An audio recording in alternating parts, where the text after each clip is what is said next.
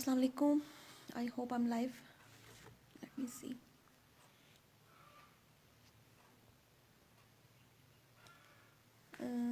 अगर आपको मैं लाइव नजर आ रही हूँ और आपको मेरी आवाज़ आ रही है सही से तो प्लीज़ कमेंट कर दीजिए ताकि मुझे आइडिया हो कि we have some audience hair.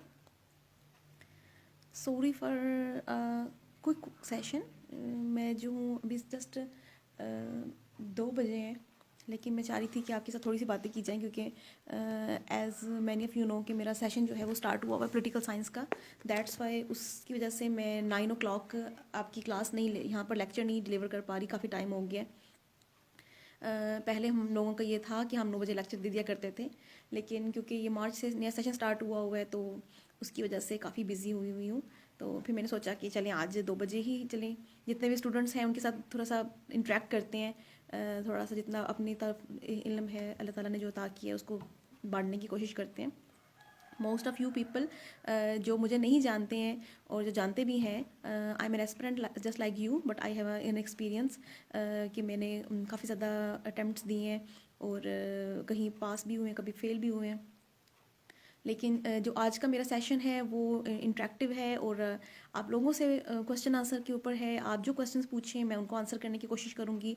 जहाँ तक to best of my knowledge मैं आपके साथ शेयर करूँगी. आई विल नॉट से कि जो भी मैं कहूँगी वो सही होगा और उसके अलावा कोई हकीकत नहीं हो सकती है. एज़ यू नो कि एब्सोल्यूट ट्रूथ जो है वो एक एब्स्ट्रैक्ट चीज़ है.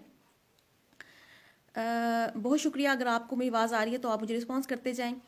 देखिए आज का जो सेशन है वो थोड़ी सी स्टडी के बारे में है. As I am preparing for myself, तो फिर मैं आप लोगों के साथ भी अपना स्टडी प्लान शेयर करना चाहती हूँ.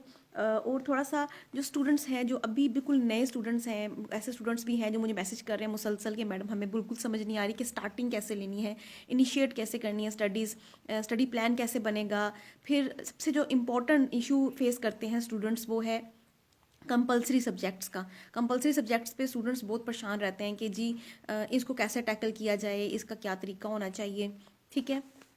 और फिर कुछ ऐसा भी होता है कि कंपलसरी सब्जेक्ट्स जो हैं वो बहुत इजी नहीं होते हैं एज़ कम्पेयर टू आपके जो ऑप्शनल होते हैं. ऑप्शनल के आप अगर पास्ट पेपर्स देखते हैं तो आपको एक पैटर्न नज़र आता है बड़ा वाज़े किस्म का. तो आप उस पैटर्न को फॉलो करते हुए स्टडीज़ आराम से कर लेते हो. कुछ अकेडमीज़ भी जो हैं वो इतना अच्छा ट्रेन नहीं करती हैं, इतना अच्छा गाइड नहीं करती हैं स्पेशली इन कंपलसरी सब्जेक्ट्स. इसीलिए जो कंपलसरी सब्जेक्ट्स हैं वो काफ़ी लो स्कोरिंग रहते हैं. ठीक है. और उनको स्टडी करना भी मुश्किल होता है, उनको समझना भी मुश्किल होता है और फिर समझ नहीं आती कि स्टार्ट कहाँ से करें और एंड कहाँ से करें. ठीक हो गया. सो इंशाल्लाह होपफुली आज का जो लेक्चर है, आज का जो हम आधे घंटे का पौने घंटे का जो लेक्चर लेंगे तो आपके साथ आप मेरे साथ रहेंगे और कोशिश करेंगे कि इसको समझने की कोशिश करें आपके साथ. अच्छा जी, सबसे पहले हम आपके 6 सब्जेक्ट्स जो इन कंपलसरी हैं आज उनकी बात करेंगे. ठीक है. और जो हमारा सबसे फेवरेट सब्जेक्ट है किसी भी एस्पिरेंट की ज़िंदगी का वो है जी इंग्लिश एसे, जिसके ऊपर जो है वो बहुत ज़्यादा बहस भी हो चुकी है, बहुत ज़्यादा डिस्कशंस भी हो चुकी हैं. मेरा एक पूरा एक लेक्चर पड़ा हुआ है, वीडियो लेक्चर यहीं पर इसी फेसबुक के ग्रुप में इंग्लिश एसे के ऊपर. ठीक है. और कि किस तरह से पीएमएस और सीएसएस के लिए आप उसको कर सकते हैं. तो मैं उसकी इतनी डिटेल में नहीं जाऊंगी क्योंकि उसके ऊपर मेरा पूरा घंटे का अलग से लेक्चर दिया हुआ है. तो अगर आप मेरे नाम से सर्च करेंगे इसी ग्रुप में आपको मिल जाएगा, वरना मैं अपना यूट्यूब का जो चैनल का लिंक है वो शेयर कर दूंगी. एक्चुअली वो इतना एक्टिव चैनल नहीं है क्योंकि मैं उस पर काम नहीं करती हूँ, मेरे पास टाइम नहीं होता है. लेकिन मैंने अब ये सोचा हुआ है कि जो भी लेक्चर्स यहाँ पर डिलीवर होंगे वो आपको यूट्यूब पे भी अवेलेबल हों तो आपको आसानी हो जाएगी. मुझे बहुत से स्टूडेंट्स कहते हैं कि मैडम आप एक ना यूट्यूब का लेक्चर सीरीज़ का बना लें. तो होपफुली उसके ऊपर कुछ ना कुछ कंटेंट ऐड करती जाऊंगी मैं. लेकिन अगर आपको जो बाकी लेक्चर्स चाहिए तो वो आप यूट्यूब से देख लीजिएगा. बहरहाल इससे पहले कि मज़ीद बातें की जाएँ हम अपना लेक्चर स्टार्ट करते हैं. लेट्स स्टार्ट विद इंग्लिश एसे. ठीक है. इंग्लिश एसे के लिए आप स्टडी करेंगे कैसे. पहली बात ये कि आपको इंग्लिश एसे के लिए 2 काम बहुत इंपॉर्टेंट आने चाहिए. ठीक है. जो 2 काम हम हमेशा कहते हैं इंग्लिश एसे के लिए ज़रूरी है. एक, आपको ये पता होना चाहिए कि इंग्लिश ऐसे लिखना कैसे है. ठीक हो गया. दूसरा, आपको पास इंग्लिश ऐसे लिखने का कंटेंट होना चाहिए. बस 2 चीज़ें बहुत इंपॉर्टेंट है. आपने लिखना क्या है और लिखना कैसे है. अगर आपको ये दोनों बातें आती हैं तो आपको इंग्लिश ऐसे कोई फेल नहीं कर सकता. ठीक. नसीब की बात अलग होती है. कभी कभी आप इंसान जो है वो इन द टाइम उस टाइम पीरियड के अंदर सही तरह से परफॉर्म नहीं कर पाता. प्रेशर होता है बहुत सी चीज़ों का. वो उन चीज़ों को साइड करके हम बात कर रहे हैं. समझ आ रही बात की. तो इंग्लिश ऐसे लिखना कैसे है वो आप किसी भी टीचर से पढ़ लें, आप यूट्यूब पे बहुत सारे लेक्चर्स पढ़ें वो पढ़ लें। मैं आपको कह रही हूँ कि जो मैंने पिछला लेक्चर दिया था उसके अंदर भी मैंने बहुत डिटेल कोशिश की थी 1 घंटे के अंदर जितनी मेरे बस में था कि मैं इंग्लिश ऐसे के स्ट्रक्चर पे बात कर सकूँ कि आपने उसको किस तरह से कंपोज करना है। ये क्योंकि एक पीस ऑफ राइटिंग है ना, ये एक कंपोज है, कंपोजिशन है, इसके अंदर बहुत से छोटी छोटी चीज़ें होती हैं। आपकी पैराग्राफिंग, आपकी सेंटेंसिंग, आपकी इंट्रोडक्शन और कंक्लूजन पैराग्राफ, फिर उसके आइडियाज़ की कोहेरेंस। तो ये सारी की सारी बातें मैंने कोशिश की थी उसमें समझाने की कोशिश करूं। तो अगर आपको इंग्लिश ऐसे बेटा लिखना आता है तो फिर जो इम्पोर्टेंट चीज़ है वो है आपकी प्रैक्टिस। जब तक कोई स्टूडेंट प्रैक्टिस करके इंग्लिश ऐसे नहीं देने जाता वो अपने नुकसान खुद करता है। उसकी प्रैक्टिकल मिसाल आपकी टीचर आपके सामने बैठी हुई है। 2017 में मेरा इंग्लिश ऐसे पास हुआ और 2017 का अगर आप इंग्लिश ऐसे का पेपर निकाल के देखें तो it was one of the most difficult paper in the history of CSS। कि कोई भी प्रिडिक्टेड ऐसे नहीं अपीयर हुआ था इन द ऐसे पेपर। जैसे आपको पता है कि गुड गवर्नेंस, डेमोक्रेसी, लिटरेसी, इन चीज़ों के ऊपर पेपर आते रहते हैं। कोई कोई 1-2 टॉपिक ऐसे इंक्लूड कर दिए जाते हैं ताकि जो स्टूडेंट्स हैं वो उसको अटेम्प्ट कर सकें, जो नॉर्मल एवरेज स्टूडेंट्स हैं। 2017 का वो ऐसे का पेपर एक मोस्ट इंपॉर्टेंट पेपर ऐसे था कि उसके अंदर कोई भी ऐसा टॉपिक अपेयर नहीं हुआ। लेकिन I was able to crack that CSS paper और मेरा ऐसे उसमें पास भी हो चुका। लेकिन 2019 में जब मैंने मज़ीद तैयारी के साथ पेपर दिया तो जो मेरी गलती थी वो ये थी कि lack of practicing. I was so confident about passing the essay paper that I did not practice a lot. ठीक है, तो इसी वजह से मेरा भी ऐसे जो है वो 2019 में फ्लंक कर गया। इसलिए आप मेरे तजर्बे से जो मेरा आपके सामने मैं आपके सामने अपना फेलियर शेयर कर रही हूँ कि इससे आप सबक उठाएं और ऐसे के पेपर को विदाउट प्रिपरेशन किए, विदाउट प्रैक्टिस किए मत जाए। मैंने क्वालिफाई नहीं किया ज़ाहरा, मैंने 2017 में IR फेल किया था और 2019 में मेरा इंग्लिश ऐसे फेल हुआ था। ठीक है, तो होपफुली अगले साल इंशाल्लाह ताला पास होने के चांसेस जो हैं वो बढ़ते जा रहे हैं। अच्छा जी, तो ये जो मेरी एडवाइस मेरी तरफ से आप लेना चाहें तो मैं आपके साथ यही करूँगी कि आप इंग्लिश ऐसे को एक तो लिखना सीख लें कि लिखना कैसे है। विदाउट सीखे लिखे जाएंगे उसका कोई फ़ायदा नहीं है, वो तो जिब्रिश हो जाएगी। ठीक है, जब आपने एक पूरा का पूरा प्रोसीजर देख लिया, जैसे मैंने फॉर एग्जांपल 2017 में जब ऐसे दिया है तो मुझे पता है कि इंग्लिश से लिखना कैसे और पास कैसे करना है। उसके बाद आपकी गलतियां आपके टाइम पीरियड की होती हैं या आपकी जजमेंट की भी हो जाती हैं। मैं जैसे 2019 का ऐसे अटेम्प्ट किया तो मुझे अपनी जजमेंट की गलती ये लगती है कि मैंने टॉपिक गलत सेलेक्ट कर लिया था। मुझे टॉपिक आर्गुमेंटेटिव सूट करता है लेकिन मैंने लिटरेरी टॉपिक उठा लिया जो कि मुझसे नहीं डील हो सका। ठीक है, तो ये बड़ा इंपॉर्टेंट है कि जब आप ऐसे कोई प्रैक्टिस कर रहे होते हैं तो आपको ये समझ आती है कि आपका कौन सा हाथ, वो जैसे हम पंजाबी में कहते हैं कि सोखा हाथ है, यानी कि जहां आपका हाथ आसानी से चलता है। तो कुछ लोग आर्गुमेंटेटिव ऐसे में अच्छे होते हैं, कुछ डिस्क्रिप्टिव में अच्छे होते हैं, किसी का बैकग्राउंड लिटरेरी होता है वो लिटरेरी ऐसे में अच्छे होते हैं। समझ आ रही बात की? तो आप अपना हैंड चेक करें कि आप किस तरफ जाने में बेहतरीन होते हैं। जैसे कोई बॉलर होता है ना क्रिकेट में, बार बार प्रैक्टिस करते हैं, उसको आइडिया होता है कि मेरा कौन सी वाली, मैं क्या बैट्समैन अच्छा हूँ या बॉलर अच्छा हूँ या मैं लेग स्पिनर अच्छा हूँ या मैं फास्ट बॉलर अच्छा हूँ। तो वो अपना एक क्वालिटी दरियाफ्त करें। समझ आ रही बात की? अगर आपको मेरी बातें अच्छी लग रही हैं तो प्लीज़ साथ साथ रिस्पॉन्ड करते जाएं ताकि मुझे आइडिया हो कि I am not talking to walls, I am talking to people who are responsive. अच्छा जी, फिर आते हैं सेकंड, आपका जो इम्पोर्टेंट पेपर है वो है जी प्रेसी का पेपर। याद रखें बेटा जी, जो प्रेसी का पेपर है इट इज़ इक्वली इम्पॉर्टेंट जितना आपका एसए का पेपर है। क्यों? क्योंकि प्रेसी के पेपर में स्टूडेंट्स जो हैं वो बड़ी बड़ी कॉन्क्रीट गलतियां करते हैं। ठीक है, एसए के पेपर में तो चले देखिए आपके पास मार्जिन होता है, आपको मार्जिन नहीं होता, आपको पता होता है कि जी या तो पास फेल होना है या आपके टीचर जो है वो आपसे कन्विंस हो जाएगा या आप वो कन्विंस नहीं होगा। ठीक है, जो आपका प्रेसी का पेपर है ये आपको छोटे छोटे पार्ट्स में डिवाइडेड है ना। आपने उन पार्ट्स से फायदा उठा के 40 मार्क्स से ऊपर ले लेने हैं। ठीक है, याद रखिएगा ये बड़ा आसान है, लेकिन अगर आप थोड़ा सा टेक्निकली चलेंगे, क्योंकि अब माशाल्लाह से कर करके भी प्रैक्टिस हो जाती है। तो मैं I wanted to share with you guys कि आपको आइडिया हो कि मेरा जो वो पूरा का पूरा एक सफ़र है, पूरी जर्नी है, वो आपके साथ शेयर करना चाहती हूँ मैं। और होपफुली उम्मीद है कि आप इससे फ़ायदा उठाएंगे और आपका जो है ये गलतियाँ नहीं होंगी। अच्छा, प्रेसी जो है वो मैंने 4 दफ़ा पास की हुई है। जितने दफ़ा मैंने पेपर दिया है मेरा प्रेसी का पेपर अल्हम्दुलिल्लाह कभी फेल नहीं हुआ। उसके कुछ रीजंस हैं। देखिए, रीजंस ये हैं कि आपको एक तो जो छोटे छोटे पार्ट्स हैं, जैसे प्रेपोजिशन का पार्ट आता है, वो आपको आना चाहिए, आप उसमें गलती नहीं करके आओ। ठीक है, इसी तरह डायरेक्ट इनडायरेक्ट का पार्ट है, वो आपके फुल पेट मार्क्स हैं। क्यों? क्योंकि आप उसके ऊपर काम कर सकते हो। देखिए डायरेक्ट इनडायरेक्ट के कुछ रूल्स हैं, ठीक है, वो रूल्स आप अच्छे से पढ़ लो, वो रूल्स आप अच्छे से प्रिपेयर कर लो, हो ही नहीं सकता कि आप पेपर ना दे सको। अच्छा, मैंने अपने स्टूडेंट्स को पढ़ाया, मैं इंग्लिश की टीचर रही हूँ, मैंने बीएससी के स्टूडेंट्स को इंग्लिश पढ़ाई हुई है। तो मेरे स्टूडेंट्स आते थे, मैडम हमें नहीं समझ आती। मैं दफ़ा आप अच्छे से रूल्स पढ़ो, आप फिर देखो उसके बाद माशाल्लाह अल्हम्दुलिल्लाह they were able to crack any kind of narration. यानी कि कोई भी अगर इवन इनडायरेक्ट से डायरेक्ट करनी होती थी, they were able to do it. क्योंकि आपको क्या पकड़ना है? एसेंस पकड़नी है किसी चीज़ की।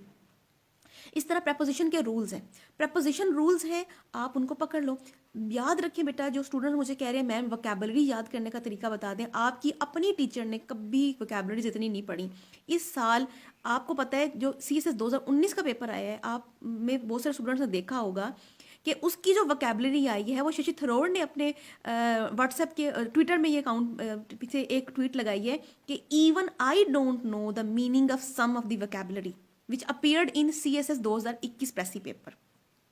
तो हमारे टीचर ने हमें स्टार्ट में ये मशवरा दिया था कि वोकैबुलरी के 20 नंबर के बजाय बाकी के 80 नंबर के पीछे भागना शुरू करें। And I really loved that advice. बजाय इसके कि आप पूरा साल वोकैबुलरी इस्तेमाल करते रहें, याद करते रहें उन 20 नंबरों के लिए, और उसमें से भी आपको 20 नहीं मिलने वाले। अगर आप पूरा साल भी इस्तेमाल करेंगे तो आपको 12-13 ही ठीक हो जाएंगे। लेकिन जो इम्पॉर्टेंट चीज़ है वो ये है कि आपके जो बाकी 80 मार्क्स का पेपर है उस पर तवज्जो दें।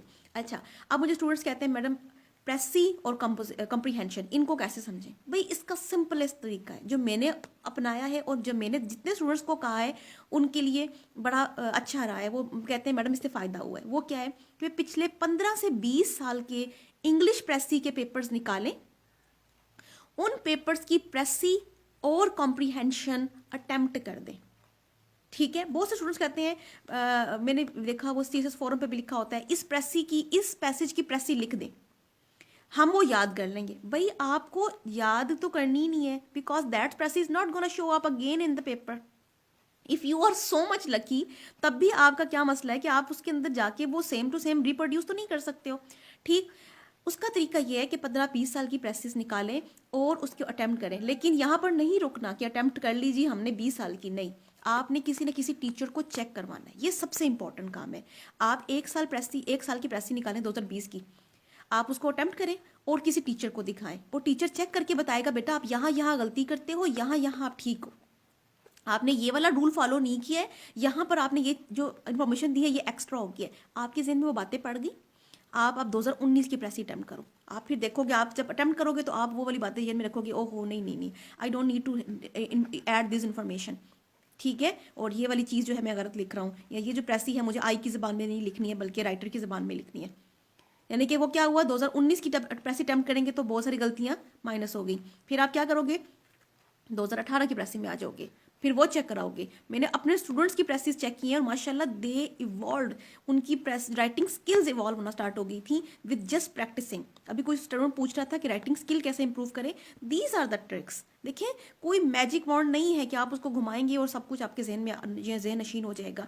छोटे छोटे माइनर स्टेप्स हैं जो आपने लेने हैं और इसी तरीके से आप CSS को क्रैक कर सकते हो, CSS को अटेम्प्ट कर सकते हो बेटा। और CSS को है वो कोई इतना मुश्किल खेल नहीं है। कहीं ना कहीं आपकी लक भी मैटर करती है, लेकिन एफर्ट बहुत ज़्यादा मैटर करती है। और एफर्ट्स के ज़्यादा जो इंपॉर्टेंट काम है वो है आपका स्मार्ट वर्क। हमारे टीचर कहा करते थे कि बजाय इसके कि आप हार्ड वर्क करें, आप स्मार्ट वर्क करें, सोच समझ के काम करें, छोटे छोटे कंक्रीट स्टेप लें। खालिद पूछ रहे हैं कि राना खालिद कि अगर जब वोकैबुलरी नहीं होगी तो प्रेसी कैसे बनेगी? भाई प्रेसी के अंदर तो वोकैबुलरी आपने डालनी ही नहीं होती है। कोई स्टूडेंट्स कहते हैं कि हम बड़ी अच्छी वोकैबुलरी चाहिए प्रेसी के लिए। प्रेसी का जो मानी है वो ये है कि आप उसको सिंपल वर्ड्स में प्रेसी करो, उसको सिंपल वर्ड में एक्सप्लेन करो। प्रेसी के अंदर मुश्किल वर्ड्स डालने वाला अपने आप को मुश्किल में डाल लेता है एग्जामिनर के सामने, बिकॉज एग्जामिनर विल नो कि आप उसको इंप्रेस करने की नाकाम कोशिश कर रहे हैं। बेटा एक होती है एप्ट डिक्शन। एप्ट डिक्शन का मतलब ये होता है कि लफ्ज़ का सही जगह पे इस्तेमाल। हमारे साथ जो मसला होता है जब हम वोकैबुलरी को इम्प्रूव करना स्टार्ट करते हैं, हमें वोकैबुलरी को इस्तेमाल करना नहीं आता। अभी आप मैं आपसे कहूँ कि आप इस वर्ड का मीनिंग बताएं, आप में से बहुत सारे लोगों को उस वर्ड का मीनिंग आता होगा, लेकिन उस वर्ड के मीनिंग को उस वर्ड को सही जगह पे इस्तेमाल करना इज़ द गेम। असल खेल ये है। अब मैं आपसे कहती हूँ, देखें, I need a strong T. Strong T is a word. Strong जो है वो एडजेक्टिव है जो टी के साथ इस्तेमाल हुआ है, लेकिन I will never say I need a brave T, I need a powerful T. हालांकि जो पावरफुल, ब्रेव, स्ट्रॉन्ग, ये एक ही तरह के सिनोनिम्स हैं, एक ही तरह के वर्ड्स हैं, लेकिन क्या होता है, आपने ऐप डिक्शन देखनी होती है, आपने ये देखना होता है कि ये वर्ड जो है वो किस तरह, किस जगह पे आपके आएगा, यूज होगा। वोकैबुलरी जो पैसेज की प्रेसी होती है, जो प्रेसी का पैसेज होता है, उसकी वोकैबुलरी कभी मुश्किल नहीं होती है। जिन स्टूडेंट्स को ये लगता है कि आपकी प्रेसी का जो पैसेज आएगा उसके अंदर बहुत मुश्किल इंग्लिश लिखी होगी, तो दिस इज़ नॉट ट्रू। आप पिछली 15-20 साल की पैसेज पढ़ें जो प्रेसी के पेपर की हैं। अब सारा मसला ये है, पाकिस्तानी अवाम जो है वो हाफ नॉलेज पे चलती है। हाफ नॉलेज का मतलब क्या है कि वो आधी बात इधर से सुनती है, आधी बात इधर से सुनती है। आप मेरा ये लेक्चर लें, उसके बाद आप पिछले 15 साल की पैसेज निकालें, आप चेक करें कि पैसेजेस के ऊपर जो पैसेज लिखे हुए हैं, क्या आपको उसकी इंग्लिश पढ़नी आती है कि नहीं आती है। अगर आती है तो फिर आप समझ जाएं कि आप पेपर के दिन भी इसको पढ़ सकेंगे, और अगर आपको उसकी इंग्लिश भी नहीं आती है तो आप उसको पढ़ना शुरू कर दें, आप उसकी जो वर्ड्स हैं, वो मीनिंग है, वो करना शुरू कर दें, उसको लिखना शुरू कर दें। ये तरीके होते हैं कुछ। देखें, starting, where to start English grammar. English grammar की स्टार्टिंग टेंसेस से है। हर चीज़ की स्टार्टिंग जो है वो कोई ना कोई पॉइंट होती है। इंग्लिश ग्रामर स्टार्ट करनी है, टेंथ से स्टार्ट कर दो। अगर आपको वोकैबुलरी इंप्रूव करने का शौक है, इस नियत से कि आपको वर्ड समझ आना स्टार्ट हो, तो आप कोई नॉवल पढ़ो ना, बजाय इसके कि आप जो मुश्किल वर्ड्स हैं उनको याद करना शुरू कर दो। अच्छा, एक कुछ स्टूडेंट्स ऐसे भी करते हैं माशाल्लाह से कि वो डिक्शनरी पढ़ना स्टार्ट कर देते हैं वोकैबुलरी को इम्प्रूव करने के लिए। भाई, वोकैबुलरी को इम्प्रूव करने का तरीका क्या है, आप कोई किताब पढ़ना शुरू कर दो, ठीक है। आप इंग्लिश की कोई नावल पकड़ लो, सिंपलेस्ट नावल, कोई मुश्किल नहीं कि आप कि बड़े बड़े आपने कोई शेक्सपियर के नावल पकड़ लिए।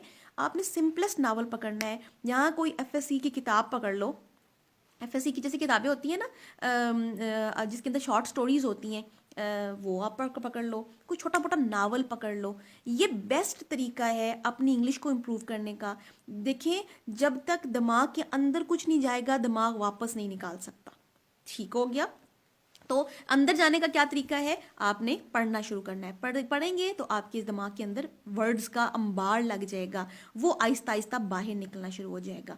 अच्छा, उसको निकालने का तरीका क्या है, राइटिंग। ये मेरे पास पेन पकड़ा हुआ है, मेरे स्टूडेंट्स होते थे, मैं कहते थे मैडम हमें आता है, मैं कहती थी गलत करते हो, ये नहीं करना। ये आपने आपने आपने सिर्फ और सिर्फ इसको, कलम को यूज करना है। जब आप लिखोगे लिखोगे लिखोगे तब ही मसला हल होगा, उसके बिना मसला हल नहीं होगा। ये देखिए, ये मेरी राइटिंग प्रैक्टिसेस हैं, ये मेरे लिखे हुए वो है एसेज हैं, ठीक है। ये क्यों मैंने लिखे हैं, क्योंकि मुझे पता है कि इनको लिखे बिना कोई सुकून नहीं है। जब तक ये काम नहीं करोगे बेटा, तब तक भूल जाओ कि कुछ भी होने वाला है। जब तक ऐसे नहीं लिखोगे, जब तक अपना रजिस्टर नहीं बनाओगे, तो कुछ भी नहीं होने वाला। रजिस्टर बनेगा तो ही काम स्टार्ट होगा, ठीक। तो ये तो हो गया हमारी प्रेसी की बात। अच्छा, अगर आपने पिछले 20 सालों की प्रेसी का पैसेज भी कर लिए, कॉम्प्रीहेंशन के पैसेज भी कर लिए, आपने exploring the world of English के ईडियम्स भी कर लिए, ठीक है। 2019 में मैंने exploring the world of English by Saadat Hussain जो किताब है, उसके सारे ईडियम्स याद किए थे, और मुझे सारे ईडियम्स आते थे पेपर में 2019 में जब मैंने पेपर दिया था प्रेसी का, ठीक है। तो अगर आप वो सारे याद कर लेते हैं और उसके अलावा भी कोई नॉलेज गेन कर लेते हैं, मोर देन इनफ है। ईडियम्स इस साल तो में हमें अपीयर ही नहीं हुए।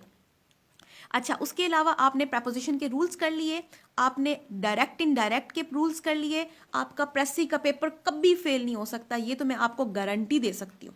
समझ आ रही है बात की। अच्छा, कुछ स्टूडेंट मुझसे पूछ रहे हैं आप नोवा में पढ़ाती हैं? बेटा, मैं कहीं किसी एकेडमी में नहीं पढ़ाती हूँ, मैं अपनी टीचिंग करती हूँ, मेरे अपने ऑनलाइन कोर्सेज हैं। अगर आपको उसके बारे में कोई हेल्प चाहिए, कोई इन्फॉर्मेशन चाहिए, तो आप मुझे मैसेज करेंगे पर्सनली, ठीक है, मेरे इसी अकाउंट पे फेसबुक पे।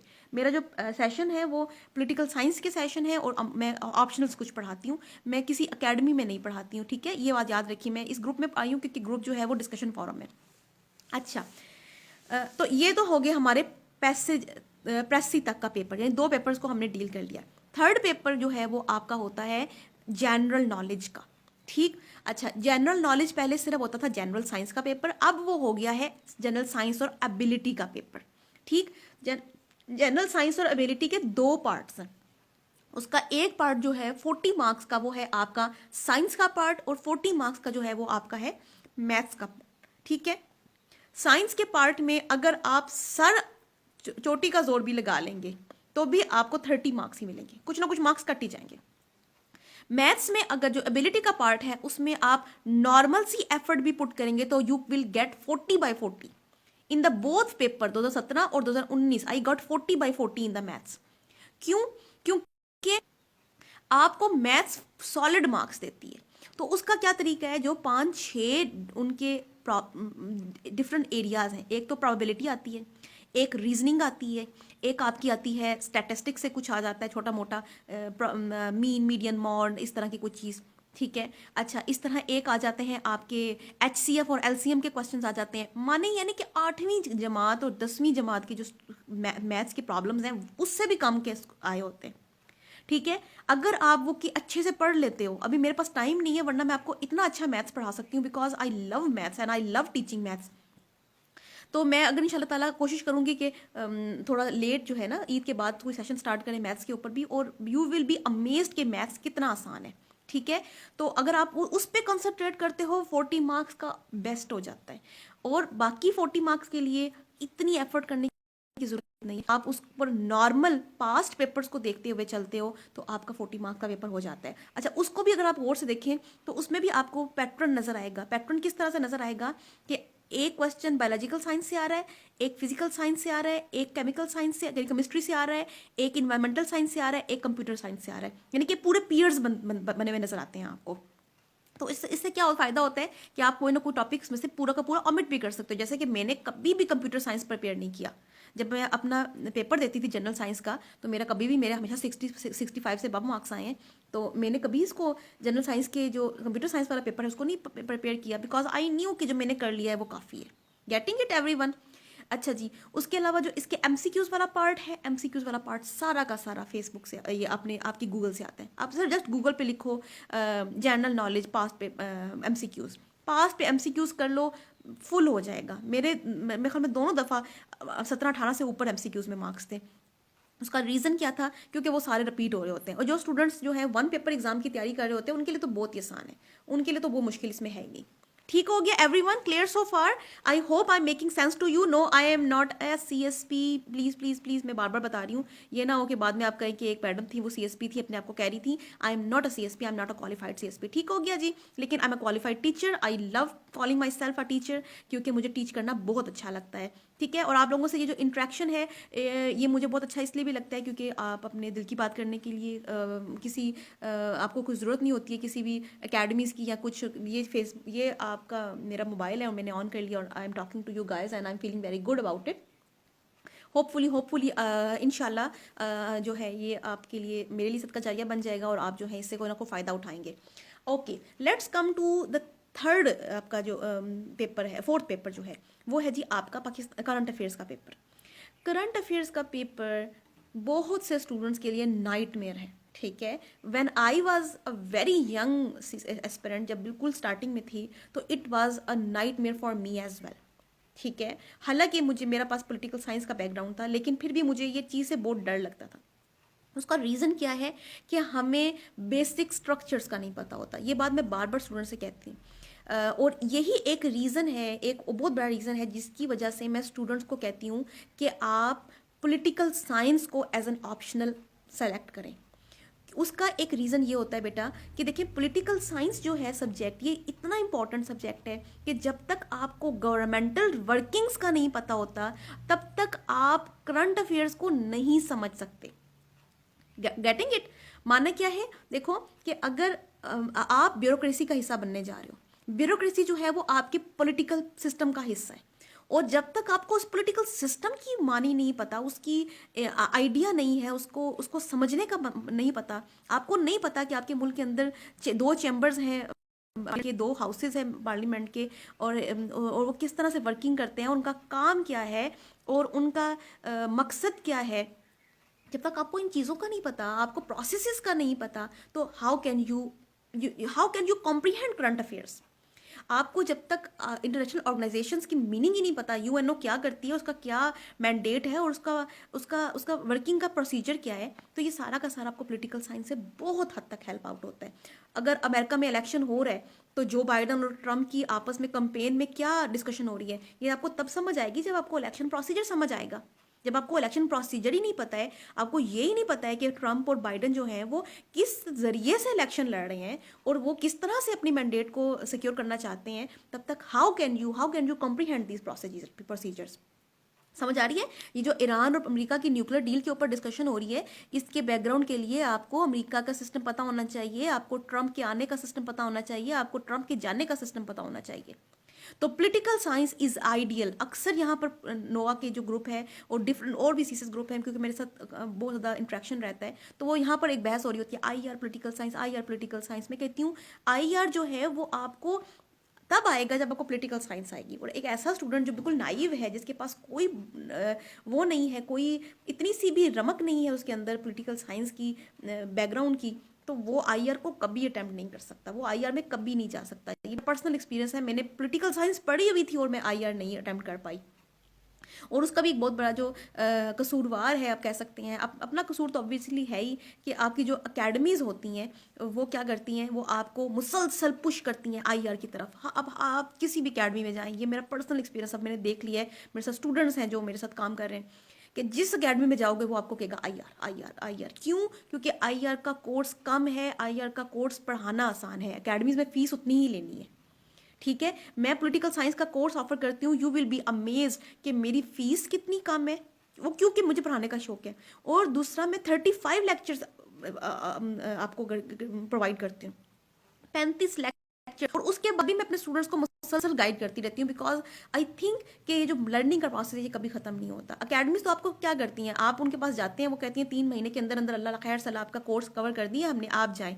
8 लेक्चर्स में वो पॉलिटिकल यूएस हिस्ट्री कवर करवाती हैं। आप सोचें, यूएस हिस्ट्री को 8 लेक्चर्स में कवर करने वाला सब्जेक्ट है, आपको तो एसेंस ही समझ नहीं आती है यूएस हिस्ट्री का सिस्टम क्या है और प्रोसीजर्स क्या है, और यूएस आपने हिस्ट्री भी पढ़ ली और अब उसका पेपर अटेम्प्ट करोगे, फिर रिजल्ट क्या होता है, यूएस हिस्ट्री में आपके 20, 25, 30, 40 नंबर आ रहे होते हैं। समझ आ रही बात की?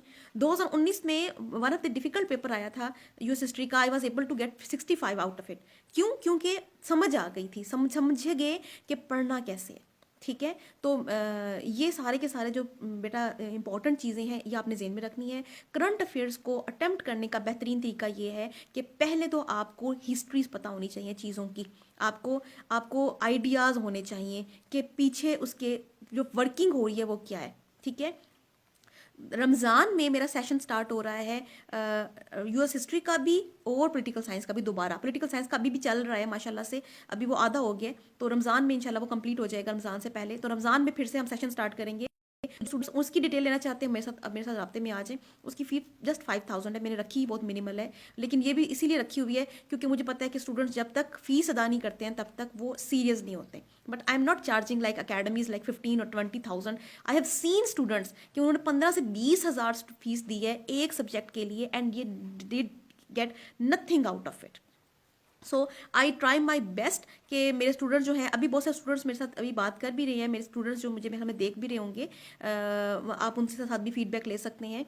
ठीक है, अभी जो टाइमिंग्स वगैरह है वो मैंने शेयर नहीं किए हैं। होपफुली जो यूएस हिस्ट्री की क्लास होगी वो दोपहर को होगी, क्योंकि मेरी 9 to 10:30 जो होती है वो पॉलिटिकल साइंस की कंफर्म होती है। तो क्योंकि जब रमज़ान होगा तो बहुत से लोग लेजी भी होते हैं, तो इंशाल्लाह ताला उसके मुताबिक कुछ इसको एडजस्ट करेंगे। बट एवरीवन जो कि क्लासेस लेना चाहता है वो मुझे पर्सनल इनबॉक्स करे। ठीक है, कंपलसरी के लिए मुझे स्टूडेंट्स कहते हैं कि मैम पढ़ाएं, मैं कहती हूँ भाई मैं क्यों पढ़ाऊँ, मैं जब तक अपने आप को खुद फील नहीं करती हूँ कि मैं पढ़ाने के लायक हूँ तब तक मैं उस सब्जेक्ट को हाथ नहीं डालती हूँ। ठीक हो गया जी। अच्छा जी, अब आ जाते हैं आपके 5th पेपर पे, जो सबसे आसान पेपर है और सबसे बड़ा मसला बन जाता है पाकिस्तानी स्टूडेंट्स एस्पिरेंट्स के लिए। वो आपका पेपर है पाकिस्तान अफेयर्स का।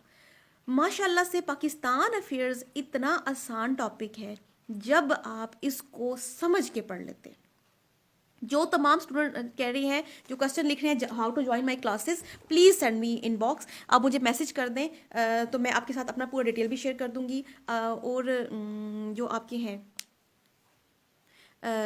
आपकी जो मैसेजेस हैं उनको मैं कोशिश करती हूँ रिप्लाई करती हूँ। अच्छा जी, अब आ जाते हैं आपके पाकिस्तान अफेयर्स पे। थोड़ा सा मुझे टाइम दीजिएगा, मैं चाह रही हूँ कि आपका जो लेक्चर है, जिस मकसद के लिए मैंने स्टार्ट किया है, वो भी पूरा होता जाए अलॉन्ग विद योर।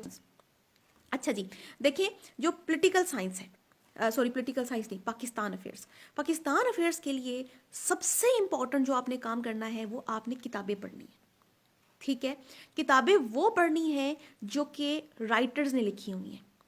क्योंकि ये मैं आपको इसलिए कह रही हूँ क्योंकि आपके पास टाइम बहुत है। अभी आपने अगले साल देना है ना, यानी कि आपके पास पूरा एक साल है। ठीक है, 10-11 महीने आराम से पढ़े हुए। अच्छा जी, उसके बाद किताबों के साथ साथ आपने क्या करना है, आपने हिस्ट्री को सिस्टमैटिक वे पे लेके चलना है। ठीक है, बहुत से स्टूडेंट्स इस बात की गलती करते हैं कि उनको समझ नहीं आती कि कौन सा प्रेसिडेंट पहले आया, प्राइम मिनिस्टर बाद में आया, कैसे। उसका एक शॉर्ट तरीका जो मैंने सोचा है, जो मैंने अपने ऊपर अप्लाई किया है, फिर मैंने उसको इम्प्लीमेंट किया है, वो है एक टाइमलाइन बनाने का। मैं टाइमलाइन बनाती हूँ कि देखिए आपके मुल्क के अंदर इस टाइम के अंदर क्या हो रहा था। ठीक है, अगर आप बड़े बड़े एराज में उसको डिवाइड कर लेते हैं, जैसे पहले पहले 9 ईयर्स का एरा में डिवाइड कर लेती हूँ। पहले जब आप 1947 से लेके 1958 तक, ये सारा टाइम पीरियड जो है, 56 तक आपका कॉन्स्टिट्यूशन बना, और जो 2 साल है उसके अंदर फिर आपका मार्शल लॉ लगने का जो सारा का सारा पीछे होता है। फिर उसके बाद अयूब खान का एरा आ जाता है, 10-11 साल वो रहता है। फिर उसके बाद आपका भुट्टो साहब का एरा आ जाता है, वो सोशलाइजेशन का प्रोसेस है, वो आ जाता है। फिर 10 साल के लिए आपका आ जाता है ज़ियाउल हक, वो इस्लामाइजेशन का प्रोसेस है। फिर 10 साल के लिए आपका वो बीच में एक टग ऑफ वार रहती है, 90s की जो सियासत नज़र आती है हमें बेनज़ीर भुट्टो साहिबा और नवाज शरीफ की। ठीक है, फिर आप आ जाता है आपका मुशर्रफ साहब का एरा, और उसके बाद आ जाता है आपका डेमोक्रेसी का दोबारा से एरा, जो जिसमें 3 अभी तक आ चुकी हैं, पीपल्स पार्टी, नवाज लीग और पीटीआई। तो जब आप हिस्ट्री को बड़े बड़े हिस्सों में डिवाइड कर लेते हैं तो इनको स्टडी करना आसान हो जाता है, क्योंकि एक टाइम पीरियड पे एक ही चीज़ चल रही होती है। ठीक। अच्छा, दूसरा, बहुत से स्टूडेंट्स कहते हैं मैडम पाकिस्तान अफेयर्स में मार्क्स अच्छे नहीं आते। उसका बहुत बड़ा रीज़न ये है कि स्टूडेंट्स जो हैं वो पास्ट जो प्री पिटिशन पार्टीशन का एरा है उससे क्वेश्चन अटेम्प्ट करते हैं, क्योंकि एवरीवन नोज के जो 14 नुकात हैं और जो नेहरू रिपोर्ट है और जो करारदाद पाकिस्तान है, इनको अटेम्प्ट करना आसान है, और वाकई आसान है, लेकिन उसमें फिर मार्क्स के चांसेस कम हो जाते हैं। ठीक है, no one is gonna add anything. तो ये इंपॉर्टेंट चीज़ है, यहाँ पर ये प्रॉब्लम आ जाती है प्री पार्टीशन से। अगर आप पोस्ट पार्टीशन के लिए जाते हो, पोस्ट पार्टीशन के क्वेश्चंस के लिए जाते हो, तो वो ज़्यादा अच्छे होते हैं। अगर आपको नेशनल इंटीग्रेशन का बात पूछा जाए, या पूछा जाए कि पाकिस्तान का एससीओ के अंदर जाना कैसा है, उसके क्या इंप्लीकेशंस हैं, तो फिर जो अपने आर्टिकल्स पढ़े होते हैं, डॉन न्यूज़ के जो न्यू आर्टिकल्स आते हैं, वो आपको हेल्प आउट करते हैं। अच्छा, कुछ स्टूडेंट कहते हैं जी न्यूज़पेपर कैसे पढ़े। भाई न्यूज़पेपर ना पढ़ो, मैंने इतने अटैम्प्ट्स हो गए, मैंने कोई न्यूज़पेपर इतना नहीं पढ़ा। मैं क्या करती हूँ, मैंने अपने जो डॉन न्यूज़ और एक्सप्रेस ट्रिब्यून, जो इस तरह की चीज़ें ना, इसको ऑन किया हुआ है, इसके सब्सक्रिप्शन ऑन किए हुए हैं और इसके नोटिफिकेशन ऑन किए हुए हैं। जब भी कोई नया आर्टिकल आता है मेरे मोबाइल के ऊपर एक मैसेज आ जाता है कि जी आपका नया आर्टिकल आ गया। मैं चेक करती हूँ कि ये कौन सा आर्टिकल है, कोई रेलिवेंट है, कोई करंट अफेयर्स के लिहाज से कोई बात होती है कि जी आज ईरान के ऊपर, ईरान का ये वाला स्टांस आया है, ये वाला आपका वो आया है, जो बाइडन का ये बयान आया है, या आपका इंडिया की तरफ से ये रिएक्शन आया है, तो वो जब मैं आर्टिकल जस्ट रीड आउट कर लेती हूँ और मेरे जहन में बात आ जाती है कि ठीक है ये बात है। फिर आप किससे बात करते हैं, तो डिस्कशन में भी इंसान के पास कोई ना कोई मवाद होता है बात करने के लिए। Discussions are very important. आप अपने स्टूडेंट्स, अपने कोलीग्स बनाए जिनके साथ आप बातें करें, उनके साथ कहें कि भाई आपका क्या ख्याल है इस बारे में। तो जो जब दो लोग आपस में बात करते हैं तो dialogue is very good technique. जो शायद आपको, जो मेरे स्टूडेंट्स हैं पॉलिटिकल साइंस के, उनको पता होगा कि जो आपका सुकरात साहब थे, जो ग्रीक फिलोसफर थे, वो डायलॉग के ज़रिए ट्रूथ की नॉलेज, ट्रूथ के लिए एफर्ट किया करते थे। ट्रूथ निकालने के लिए वो क्वेश्चन पूछा करते थे और उसके आंसर से फिर ट्रूथ निकलता था। तो ये पाकिस्तान अफेयर्स को करने की कुछ टेक्निक्स हैं। बाकी कुछ स्टूडेंट्स जो हैं अगर इसका सेशन लेना चाहते हैं तो वो भी अच्छा होता है, वो भी बेस्ट होता है। लेकिन फिर आपने ये देखना है कि आपने कोई काबिल टीचर लेना है। एक अभी बल्कि एक आपके टीचर हैं डॉक्टर सर अली रज़ा, मैं हैरान हो रही थी कि वो उन्होंने सेशन किया और बहुत कम लोगों ने उनको रिस्पॉन्स किया।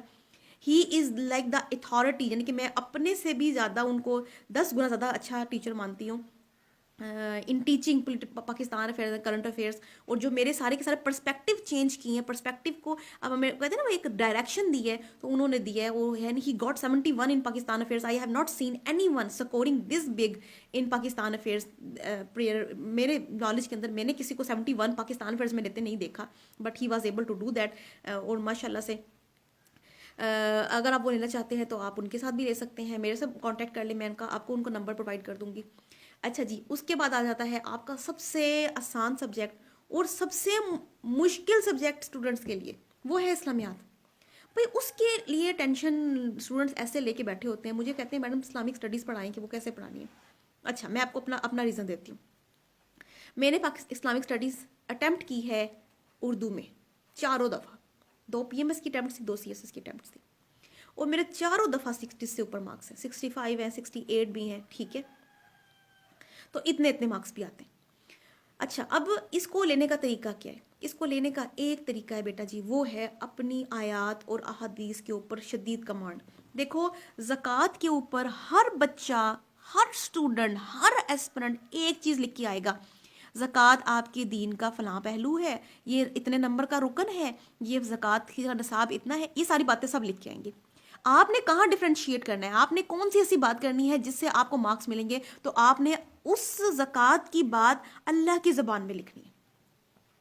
आपने क्या कहना है, आपने कॉमा डालने हैं और आपने पूरी की पूरी एक्सप्लेनेशन देनी है एक कुरानिक आयत, यानी जो अच्छे से सूरह अनफाल है या सूरह तौबा से मेरे ख्याल में जो ज़कात के मसारिफ का जो आयत है, वो आपने वो आयत लिख देनी है या उसका तर्जमा लिख देना है।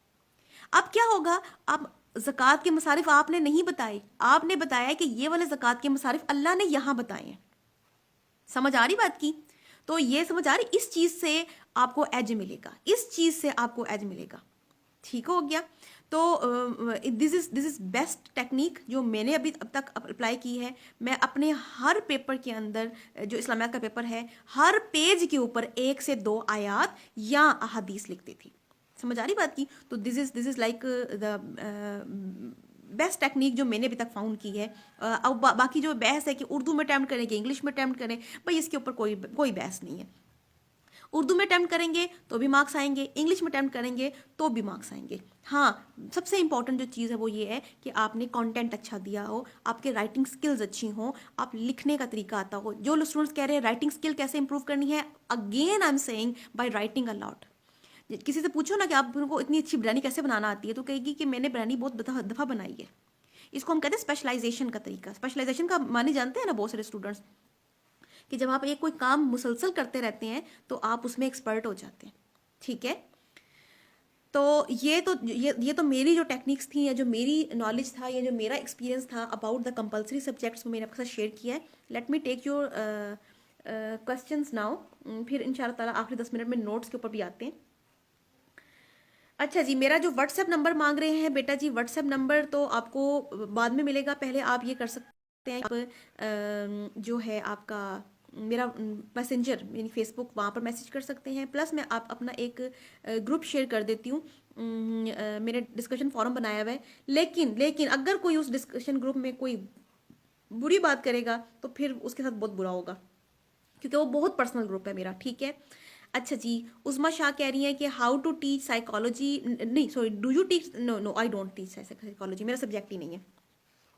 डॉल कोई है, मैं आपको मुसलसल कह रही हूँ बेटा जी कि अगर आपको एस्से के बारे में चाहिए, मेरा इसी ग्रुप में एक और 50 मिनट का लेक्चर पड़ा हुआ है एस्से का, वो देख लो प्लीज़, बजाय इसके कि मैं फिर वही रिपीट करना शुरू कर दूं।